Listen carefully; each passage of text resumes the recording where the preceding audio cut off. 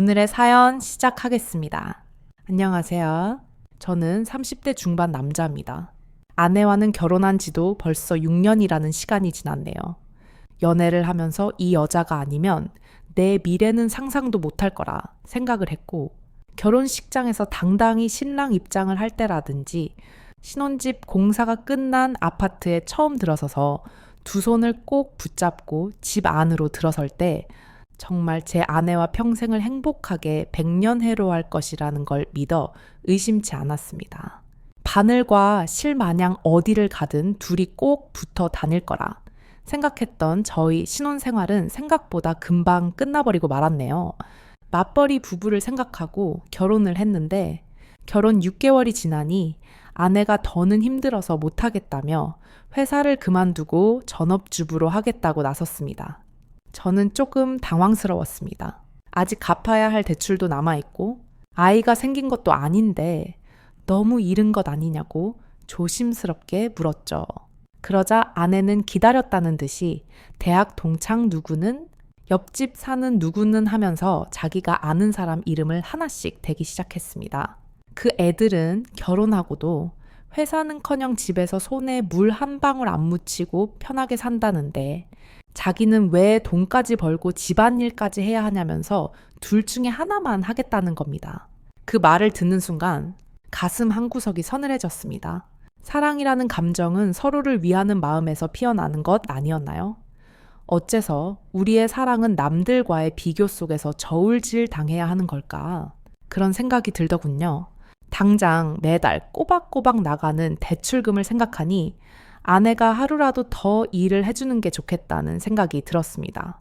그래서 제가 집안일을 전담할 테니 회사는 계속 다녀주면 안 되겠냐고 설득해 봤습니다. 하지만 아내는 또다시 주변 사람들 이름을 들먹이며 다른 여자들은 남자 잘 만나서 호강하는데 나는 왜 이렇게 살아야 하냐며 울음을 터뜨리더니 급기야 짐을 싸서 친정으로 가버리더군요. 제가 뭘 그렇게 잘못한 건지는 아직도 잘 모르겠습니다. 결국 장모님께 전화해서 해명 아닌 해명을 하고 사죄 아닌 사죄까지 하고 난 뒤에야 아내가 회사를 그만두는 것을 허락한다는 조건으로 겨우 아내를 다시 집으로 데리고 올 수 있었습니다. 어쩌면 이것이 모든 불행의 시작이었을지도 모릅니다. 그런데 막상 아내가 항상 집에 있으니 처음에는 나쁘지 않았습니다. 집안일도 제법 잘 해놓는 것 같고 퇴근하고 돌아오면 여러 가지 종류의 음식들을 정성껏 차려주는 모습에 이것도 이것 나름대로 괜찮은 삶이겠다 싶었죠. 마치 폭풍우가 지나간 뒤 찾아온 고요함처럼 그 평화가 영원할 것이라고 잠시 착각했습니다. 하지만 그 평화는 정말 찰나에 불과했습니다. 아내가 전업주부 생활을 시작한 지 몇 개월이 채 지나지 않아 모든 것이 다시 삐걱거리기 시작했으니까요. 매일매일 새로운 반찬을 기대하는 것은 사치가 되어버렸고 그나마도 정갈하게 따로따로 접시에 담아주던 반찬들은 어느새 유리 반찬 통째로 식탁에 올라오는 것이 당연해졌습니다. 제가 퇴근하고 집에 들어오면 아내는 소파에 누워 도대체 누구와 그렇게 할 이야기가 많은지 밤새도록 핸드폰만 들여다보고 있었습니다. 잠도 저보다 늦게 자니 당연히 아침에는 늦게 일어났고 자연스럽게 아침밥을 차려주는 일도 사라졌죠. 저는 그래도 간단하게라도 아침을 먹고 출근하는 게 속이 든든해서 아내에게 아침밥을 좀 먹고 싶다고 부탁했습니다. 그러자 아내는 내가 당신 밥 차려주는 사람이야 라며 버럭 성질을 내더군요. 자기는 아침을 먹으면 하루 종일 속이 더부룩해서 소화가 안 된다면서 먹고 싶으면 당신이 직접 차려 먹으라고 소리를 지르는데 그 순간 아내의 얼굴이 너무나 낯설게 느껴졌습니다. 사랑하는 사람에게 따뜻한 밥 한 끼 차려주고 싶은 마음은 어디로 사라진 걸까요? 그 뒤로는 그냥 아무 말 없이 출근길에 편의점에서 김밥 한 줄 사서 먹는 것이 저의 일상이 되었습니다.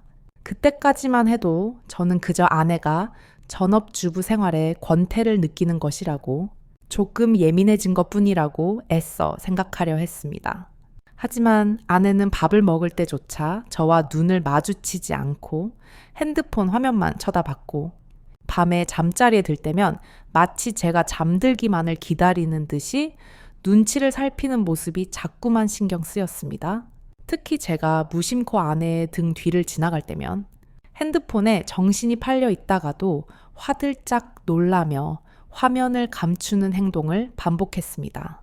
의심의 씨앗은 그렇게 제 마음속에서 조용히 하지만 아주 깊숙이 뿌리를 내리기 시작했습니다. 경험해보지 않으신 분들은 아마 모를 겁니다. 세상에 어떤 남편이 자신의 아내가 그것도 자신이 뻔히 집에 있는데도 불구하고 다른 남자와 대놓고 연락을 하고 있을 거라고 상상이나 하겠어요. 저 역시 마찬가지였습니다. 그래서 처음에는 그저 의심만 할 뿐 섣불리 어떤 조치도 취할 수 없었습니다. 만약 제 의심이 사실로 밝혀졌을 때 제가 받게 될 충격이 얼마나 어마어마할지 감히 상상조차 하기 두려웠기 때문입니다. 하지만 집안 상태는 날이 갈수록 엉망이 되어갔고 아내의 행동은 더욱더 의심스러워졌습니다. 집에 있는 반찬이라고는 동네 반찬 가게에서 사온 마른 반찬이나 저희 어머니 혹은 장모님 댁에서 가져온 밑반찬이 전부였습니다. 다른 요리를 구경한 지는 오래되었죠. 그런데 이상하게도 생활비 통장을 확인해 보면 항상 현금이 인출되어 있고 월말이면 잔액은 바닥을 치고 있었습니다. 그래서 하루는 작정하고 아내에게 경고도 할 겸 반응도 떠볼 겸해서 물었습니다. 여보, 우리 생활비를 현금으로 쓰지 말고 신용카드로 바꾸는 게 어때? 연말 정산할 때도 편하고 포인트 같은 것도 쌓이니까 그게 더 이득이지 않겠어? 저는 최대한 부드럽게 넌지시 말을 건넸습니다. 그랬더니 아내가 갑자기 얼굴을 붉히며 노발대발 정색을 하기 시작하는 겁니다. 저보고 당신이 살림을 해봤냐? 뭘 아냐면서 자기는 마트에 가면 될 걸 한 푼이라도 아끼려고 일부러 시장에 가서 현금으로 결제하고 값을 깎아서 사는 거라고 소리쳤습니다. 그깟 현금 영수증 좀 못 받으면 어떠냐고 자기가 현금으로 장을 봐서 아끼는 돈이 훨씬 더 크다며 길길이 날뛰더군요. 그 순간 제 마음속에 희미했던 의심은 차가운 확신으로 변했습니다. 아내의 그 과도한 반응이야말로 무언가를 필사적으로 숨기고 있다는 가장 확실한 증거였으니까요. 더 이상 망설일 수 없었습니다. 저는 아내 모르게 흥신소에 연락해 사람을 붙였습니다. 아내가 제가 출근한 사이에 다른 사람을 만나는 것을 알아내는 데는 그렇게 오랜 시간이 걸리지 않았습니다. 이미 그럴 것이라고 어느 정도 마음의 준비를 하고 있었기 때문인지 아내가 바람을 피우고 있다는 사실을 전해 들었을 때 생각보다 그렇게 놀랍지는 않았습니다. 오히려 제가 진짜로 놀라게 된 건 아내가 바람을 피우는 상대가 누구인지 듣게 되었을 때였습니다. 그때의 충격은 정말이지 말로 다 표현할 수가 없습니다. 아내가 제가 출근한 사이 한껏 차려입고 동네에서 꽤나 떨어진 곳까지 가서 만난 상대는 다름 아닌 제 친동생 녀석이었습니다. 제 동생은 저보다 4살이 어렸지만 아내와는 동갑이었습니다. 그래서인지 결혼 전부터 저랑은 세대 차이가 난다느니 뭐라느니 하면서 유독 동생하고는 죽이 잘 맞는 모습을 보여주곤 했었죠. 그때는 그저 동생이나 아내나 저를 놀리면서 장난을 치는 것이라고만 생각했습니다. 그런데 막상 흥신소 직원을 통해 아내가 저 몰래 만나고 있던 남자가 다른 누구도 아닌 제 동생이라는 사실을 알게 되니 온몸에 피가 거꾸로 솟는 기분이었습니다. 감히 어떻게 내 아내와 내 동생이 그 두 사람이 저를 사이에 두고 어떻게 그런 짓을 할 수 있는지 도저히 이해할 수도 용서할 수도 없었습니다. 사랑과 배신, 그 감정의 경계는 이토록 허무하게 무너질 수 있는 것이었을까요? 제 삶 전체가 부정당하는 끔찍한 기분이었습니다. 그런데 흥신소 직원이 덧붙여 말하기를 상황이 조금 이상하다는 것이었습니다. 두 사람이 항상 카페에서 만나 1시간 정도 대화를 나누다가 그 다음으로 향하는 곳은 언제나 제 동생이 혼자 사는 자취방이라는 겁니다. 말인즉슨 두 사람은 마치 누군가가 자기들을 알아볼까봐 눈치를 보는 것처럼 매일같이 밖에서 만나기는 하지만 그 어떤 스킨십도 하지 않고 카페에서는 조용히 대화만 나눈다는 거죠. 사람이 집 안까지 도착하면 마음이 풀리기 마련인데도 두 사람은 그 흔한 손 한 번 잡지 않는다고 하더군요. 그래서 아내가 매일같이 제 동생과 미래를 즐기고 있는 것은 사실이지만 이것만으로는, 즉 카페에서 만나고 동생 집에 함께 들어가는 것만으로는 법적인 증거로 들이밀기에는 조금 부족한 감이 있다는 겁니다. 제일 좋은 것은 블랙박스 영상이든 집 안에서의 녹음이든 어떻게든 두 사람이 저를 속이고 불륜 관계에 있다는 것을 입증할 만한 결정적인 증거가 필요하다라는 것이었죠. 아니면 관계를 맺는 현장을 제가 직접 덮치거나 하는 식으로 말입니다. 그 흥신소 직원? 꽤나 이쪽 일에는 빠삭한 베테랑처럼 보였습니다. 여태까지의 짬으로 보기에 이 상황은 분명히 제 동생과 아내 사이에 무언가 특별한 관계가 있다는 확신이 드는데 괜히 섣불리 움직였다가 자기에게 피해가 올 수도 있으니 한 발을 빼려는 것처럼 느껴졌습니다. 그러고는 3주를 더 따라붙어 봤지만 매일같이 만나면서도 아무런 흔적을 남기지 않는다고, 여기서부터는 저도 같이 협조해서 잡아내든지 아니면 자기들은 이제 그만 손을 떼겠다고 하더군요. 제가 여태까지 들어간 돈이 얼만데 현장 증거를 나보고 잡으라는 거냐고 따지니 그럼 이만 여기까지 하겠다는 겁니다. 이후의 일은 제가 알아서 하라면서요. 어디 돌팔이 같은 놈들한테 엮인 기분도 들고, 이 정도로 조심하는 놈들이라면 다른 흥신소를 찾아봐야 아무것도 못 잡아낼 수도 있겠다는 생각에 저도 더 이상 시간 낭비를 하지 않기로 했습니다. 그냥 제가 직접 현장을 덮쳐버리는 게 낫겠다 싶었어요. 회사에 월차를 내고 렌터카를 한 대 빌려서 동생이 사는 자취방 앞 골목에 대기했습니다. 아내는 제가 출근한 줄로만 알고 있을 테니 매일같이 만나고 있다면 당연히 그날도 똑같은 패턴으로 카페에 들렀다가 동생 집으로 올 것이라는 계산이 섰습니다. 차 안에서 숨을 죽이고 기다리는데 시간이 평소와는 다르게 엄청나게 천천히 흘러갔습니다. 푹푹 찌는 더위 속인데도 혹시나 들킬까봐 모자를 푹 눌러 쓰고 최대한 몸을 숨기고 있으니 거기에 차 시동도 걸어놓지 못하는 상태라 정말 죽을 맛이었습니다. 그런데도 심장은 미친 듯이 빠르게 뛰고 정말 그 차 안에서 무슨 생각을 했는지 기억도 안 날 정도로 오만 가지 생각이 머릿속을 오갔습니다. 아니나 다를까 흥신소 직원의 말대로 거의 매일 똑같은 패턴으로 행동한다는 말과 같이 두 사람이 제 시야에 들어왔습니다. 사진으로 보는 것보다 실제로 보니 정말 치가 떨려서 그 자리에서 문을 박차고 나가 두 사람에게 욕 한 바가지를 퍼붓고 싶었지만 결정적인 현장을 덮치기 위해 속으로 참을 인자를 수백 번 새기며 참아냈습니다. 카페에서 둘이 시간을 보냈으니 이제 집 안에 들어가자마자 본 게임을 시작하려나 그 생각에 저도 바로 뒤따라가 문을 열고 들이닥치고 싶었지만 다시 한번 참았습니다. 그때의 1분 1초는 정말 제 인생의 그 어떤 시간보다도 느리고 고통스럽게 흘러갔습니다. 무더위에 두 사람 다 걸어오느라 고생 좀 했을 테니 땀이라도 식히고 시작하겠거니 싶어서 조금만 더 시간을 두고 기다리기로 했죠. 동생 집 비밀번호는 제가 이미 예전부터 알고 있었습니다. 비밀번호 바꾸는 걸 귀찮아하는 녀석이라 예전부터 쓰던 번호를 고집해 왔거든요. 이미 두 사람이 집에 들어간 상황에 제가 더 차 안에 있을 필요가 있겠나 싶어. 저는 이미 동생 집 현관문 앞까지 다가가 있었습니다. 얇디얇은 철제 현관문 너머로 아내와 동생의 목소리가 들려왔습니다. 정확하게 무슨 말을 하는지는 들리지 않았지만 동생이 벌써부터 시작하냐느니 아내가 오늘은 조금 빨리 좀 끝냈으면 좋겠다느니 하는 식의 대화가 오갔습니다. 그 말을 듣는 순간 저는 이성의 끈을 놓아버렸습니다. 아니나 다를까 5분도 채 지나지 않아 두 사람이 뭘 하는 건지 문 너머로 들려오던 소음마저 사라지고 집 안은 쥐 죽은 듯 조용해졌습니다. 두 사람이 나누던 대화 내용만으로도 이미 미칠 것 같았는데 막상 아무 소리도 들리지 않으니 오히려 눈앞이 캄캄해지더군요. 더는 기다릴 수 없다고 판단해 비밀번호를 누르고 문을 박차고 들어갔습니다. 그런데 제가 들어간 그곳에서 본 광경은 제 상상과는 정반대였습니다. 두 사람은 서로 멀찌감치 떨어져 앉아 있었고 옷도 제대로 다 갖춰 입고 있었죠.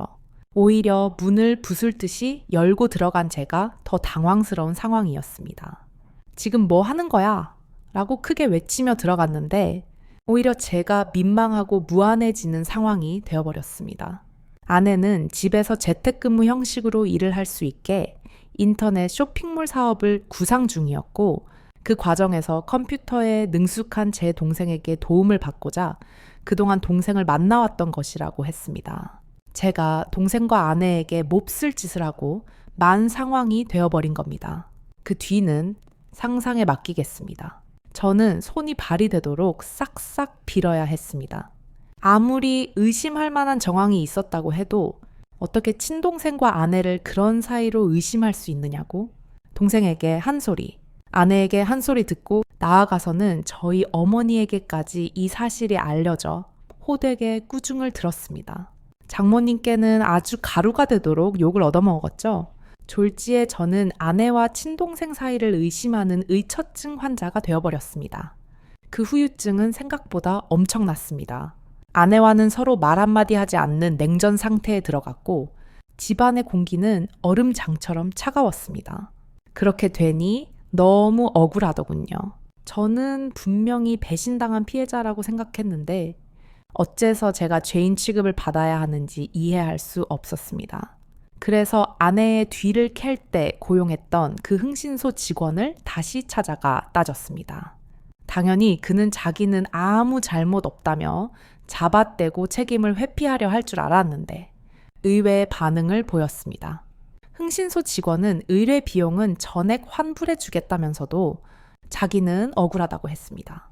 자기가 이 바닥에서 밥 벌어먹은 세월이 얼마인데 괜한 추측으로 일을 그르치는 사람이 아니라고 했습니다. 나름 업계에서도 베테랑이라고 자부하고 다니고 그동안의 경험에 비추어 볼 때 제 아내와 동생의 사이는 절대 평범한 관계가 아니라고 거의 확신에 가깝다는 듯이 이야기를 시작했습니다. 이 양반이 내가 틀렸다고 하니 자존심이 상했나 싶었고 저는 사실 억울한 마음이 더 컸기 때문에 헛소리 하지 말고 환불이나 해달라고 했습니다.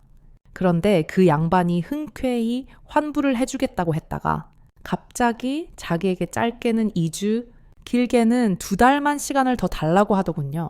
제가 준 돈이 그렇게 큰 목돈도 아니었는데 이 양반이 돈이 급해서 그러는가 싶었습니다. 그런데 그게 아니었어요. 정확하게 한 달이 지나서 그 양반이 저에게 녹음 파일 하나와 사진 몇 개를 내밀었습니다. 그리고 그건 사실이었습니다. 아내와 제 동생의 사이가 말이죠. 흥신소 직원에게 어떻게 그걸 확신했냐고 물었더니 주변 정황만 봐도 다 보이는 상황이었다는 겁니다. 갑자기 커진 아내의 씀씀이와 돈의 사용처를 들키기 싫어서 현금만 고집하는 것까지 말이죠. 제 아내가 동생 집에 드나드는 건 어떻게든 둘러댈 수가 있지만 돈을 번다고 하는 일인데 오히려 소비만 더 커지고 있으니 뭐가 있어도 있다고 확신했다는 겁니다. 그리고 제가 쳐들어갔던 그날 이후 두 사람이 완전히 경계를 풀었다고 합니다. 두 사람은 제가 한번 크게 데이고 나서는 다시는 의심하지 않을 거라고 생각했던 거죠. 그 덕분에 두 사람이 사랑의 속삭임을 나누는 대화 내용을 녹음할 수 있었고 한 달간의 추적 끝에 두 사람이 마음을 놓고 길거리에서 손을 꼭 붙잡고 있는 사진을 찍는 데까지 성공한 겁니다. 세상에 믿을 사람 하나 없다는 말이 이런 걸 두고 하는 걸까요? 평생을 약속한 배우자와 저의 하나뿐인 혈육인 동생이 저를 사이에 두고 그런 짓을 벌였을 줄이야. 저는 흥신소 비용은 물론 위자료까지 두 사람에게 모두 청구했습니다. 친동생에게까지 위자료를 뜯어내야 하는 제 심정이 얼마나 비참했는지는 아마 아무도 모를 겁니다. 이제 그 두 사람이 제 인생에서 완전히 사라졌으니 시간이 지나면 이 상처도 조금씩 아물어 가겠죠? 어쩌면 처음부터 제게는 그런 아내도 그런 동생도 없었던 셈 치고 살아가는 것이 제 정신 건강에 더 좋을지도 모르겠습니다. 오늘의 이야기는 여기까지입니다. 이제 무거운 마음은 모두 내려놓고 편안한 생각만 하면서 깊은 잠에 빠져드시길 바랍니다. 세상의 모든 소음이 잦아들고 당신의 공간에 오직 평온함만이 가득하기를 포근한 이불 속에서 좋은 꿈만 꾸세요.